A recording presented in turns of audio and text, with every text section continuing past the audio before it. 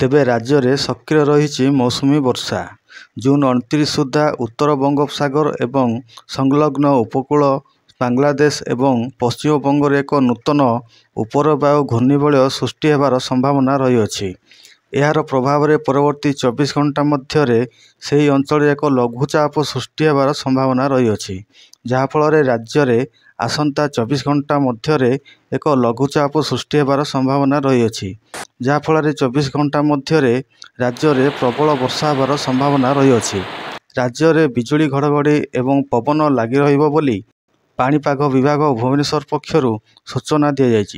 ତେବେ ସମୁଦ୍ରରେ 35 ରୁ 55 କିଲୋମିଟର ବେଗରେ ପବନ ବହିବ ଏବଂ ସମୁଦ୍ର ଅଶାନ୍ତ ରହୁଥିବାରୁ ମତ୍ସ୍ୟଜୀବୀମାନଙ୍କୁ ଜୁନ୍ 1 ତାରିଖ ପର୍ଯ୍ୟନ୍ତ ସମୁଦ୍ରକୁ ଯିବାକୁ ବାରଣ କରାଯାଇଛି।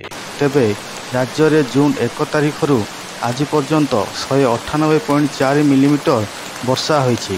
ତେବେ ଆସନ୍ତା 24 ଘଣ୍ଟା ମଧ୍ୟରେ ଅର୍ଥାତ୍ 29/6/2025 ରାତ୍ରି ସୁଦ୍ଧା ଗୋଟିଏ ଜିଲ୍ଲାକୁ ଅରେଞ୍ଜ ୱାର୍ଣ୍ଣିଂ ଜାରି କରିଛି ପାଣିପାଗ ବିଭାଗ। ଏହି ଜିଲ୍ଲାରେ ପ୍ରବଳରୁ ଅତି ପ୍ରବଳ ବର୍ଷା ହେବାର ସମ୍ଭାବନା ରହିଅଛି। 30 ରୁ 40 କିଲୋମିଟର ବେଗରେ ପବନ ବହିବ। 12 ରୁ 20 ସେଣ୍ଟିମିଟର ପର୍ଯ୍ୟନ୍ତ ବର୍ଷା ହେବ। ତେବେ 15 ଜିଲ୍ଲାକୁ ୟେଲୋ ୱାର୍ଣ୍ଣିଂ ଜାରି କରିଛି ପାଣିପାଗ ବିଭାଗ। ୟେଲୋ ୱାର୍ଣ୍ଣିଂ ଜାରି କରାଯାଇଥିବା ଜିଲ୍ଲାମାନଙ୍କ ମଧ୍ୟରୁ 2ଟି ଜିଲ୍ଲାରେ ପ୍ରବଳ ବର୍ଷା ହେବାର ସମ୍ଭାବନା ରହିଅଛି। ବିଜୁଳି ଘଡ଼ଘଡ଼ି ମାରିବ ଏବଂ 30 ରୁ 40 କିଲୋମିଟର ବେଗରେ ପବନ ବହିବ। 7 ରୁ 11 ସେଣ୍ଟିମିଟର ପର୍ଯ୍ୟନ୍ତ ବର୍ଷା ହେବ। ୟେଲୋ ୱାର୍ଣ୍ଣିଂ ଜାରି କରାଯାଇଥିବା ବାକି 13 ଜିଲ୍ଲାରେ ସାମାନ୍ୟ ବର୍ଷା ହେବ।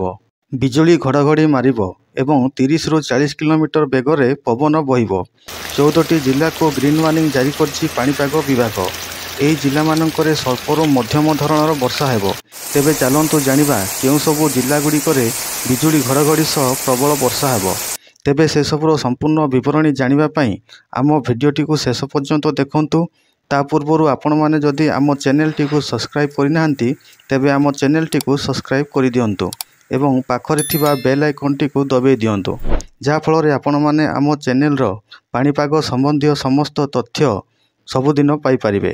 ତେବେ ବଙ୍ଗୋପସାଗର ଉପରେ କାଲି ସୁଦ୍ଧା ସୃଷ୍ଟି ହେବ ଏକ ଘୂର୍ଣ୍ଣିବଳୟ, ଯାହାକି 24 ଘଣ୍ଟା ମଧ୍ୟରେ ରାଜ୍ୟରେ ପ୍ରବଳ ବର୍ଷା କରାଇବ। ତେବେ ଆଗାମୀ ଜୁଲାଇ 2 ପର୍ଯ୍ୟନ୍ତ ଓଡ଼ିଶାର କିଛି କିଛି ଜିଲ୍ଲାରେ ପ୍ରବଳରୁ ଅତି ପ୍ରବଳ ବର୍ଷା ହେବାର ସମ୍ଭାବନା ରହିଅଛି। ଆଜି ଦିନର ତାପମାତ୍ରାରେ କୌଣସି ପରିବର୍ତ୍ତନ ଦେଖିବାକୁ ମିଳିବ ନାହିଁ।